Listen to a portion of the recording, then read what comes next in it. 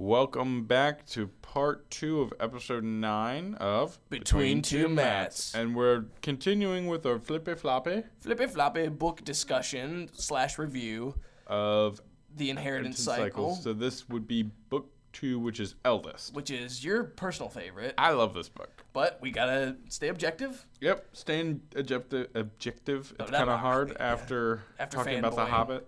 Yeah. I was gonna say. I know.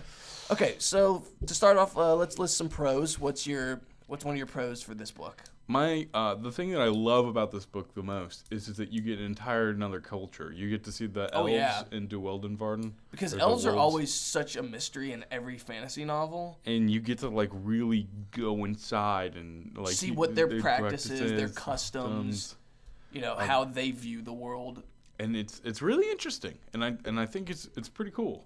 Yeah, especially explaining their whole dietary system. It's we don't eat meat because I forgot why they don't eat meat. Because once you've been in the mind of every single creature around you, you realize that it's not enough. And then Aragorn is still kind of like, fuck that. And he kills 2 rabbits, and he's with them as they die, or whatever, and he couldn't eat them. Yeah, true. Saphira ate the shit out of them. Oh yeah, she did. One of my pros for this book. I can't believe I still remember that. One of my pros for this was the introduction of Oramus and Glader. Yeah, Glader. Another rider and a dragon. Because in the first book, Aragorn trained with what seemed like just a crazy old man who knew magic. We didn't know he was a dragon rider until the end. This one, he's training with an actual dragon rider.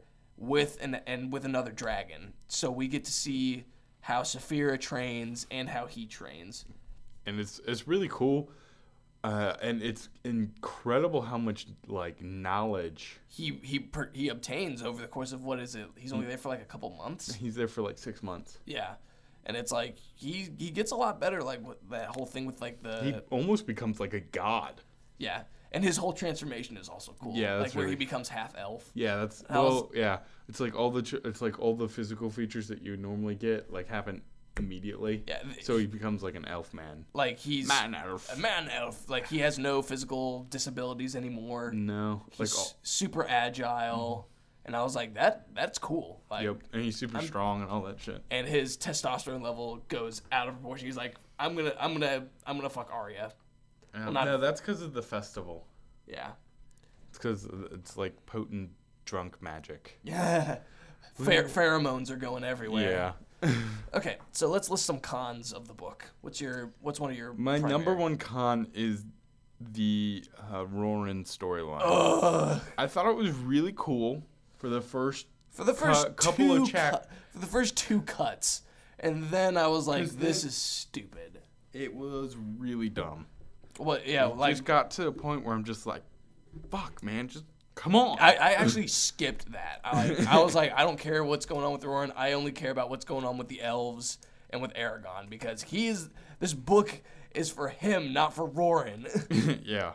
Although they kind of turned Roran into Thor. Yeah, they made him badass. They made him badass, but you only needed to do that in a couple sections. You didn't need to make half of the book about that. Yeah. I was like, God damn. Yeah, and your turn. Okay, one of my cons with this book is the lack of attention on Murtagh. They kind of brush him under the rug in the first That's chapter. Exactly what I was going to say. It's like, oh, well, I guess he's dead, or he's captured, or we don't know. And then he just magically appears at the end, and he's like, I'm evil, but I'm not all evil. I'm just following orders. $100 billion. Yeah, and I'm like...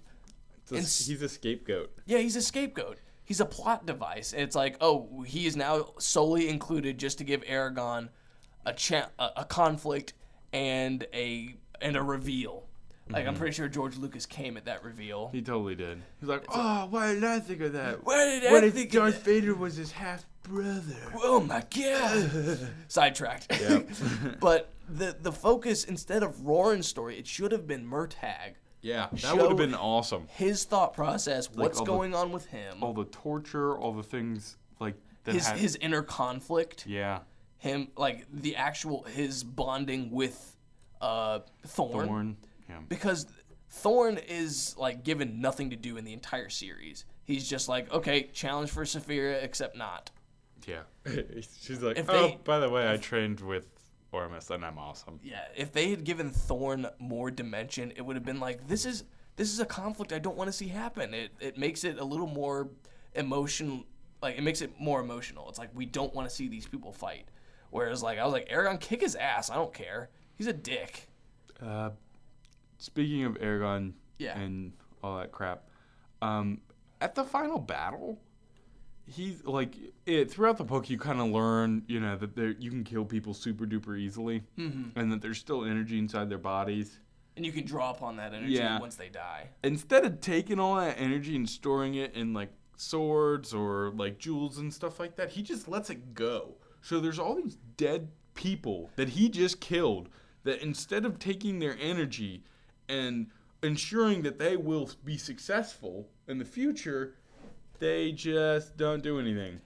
Yeah, And he has a moral dilemma that's morally wrong. It's like, oh well, you have no problem killing them, so I have bruises all over my arms and my wards are feeling. What do Oh, I do? no, whatever I can't beat Murtagh anymore. oh no, yeah. In the first 2 books, Aragon's kind of a pussy. Yep. Although that's to be said with every first hero. Like Harry Potter in the first couple books is kind of he's not really a pussy. He's actually really proactive. Ron's the pussy. Yeah. Luke Skywalker is kind of he's not a pussy, he's a bitch. He's just a whiny bitch in the first 2. Whereas Aragon is a whiny, would he be a whiny bitch? I consider him more of like a morally focused bitch. Yeah, morally focused bitch and a pussy in battle. Well, no, like he has no problem killing people, but like after he kills people, he should just take their energy and then it's like, oh wow, now I can kill 2 more people. But then he's like, oh no, my wards are failing. Whatever shall I do? Take the energy from the dead person and then use Enhance that. your wards. Yeah. Or just be good at fighting so you don't have to use the wards. No, you have to have wards. Well, once he's like half elf, then he's kind of like, I'm kind of superior to every person on the battlefield. That and he puts wards everywhere. Yeah. Like that's the main problem. He puts them around Arya, around Nasawada, around It's like fucking everyone. It's like, come on, dude. They're adults. They can handle themselves. Yeah, especially Arya. Arya should be able to like put up her own fucking wards. Yeah. Okay, so on a scale of 1 to 10, how would you rate Eldest? Considering it is my favorite, I'd give it a 8.9. 8.9. Is if you skip the roaring part. I'm gonna have to give it a 7 because it's not my favorite. I actually think it's one of the weaker titles in my opinion, and I know you hate me for that. Yeah, whatever. But it's still good. It's still a really good book, and deserves a 7. So I think we'll conclude with part 3 very shortly. Yep.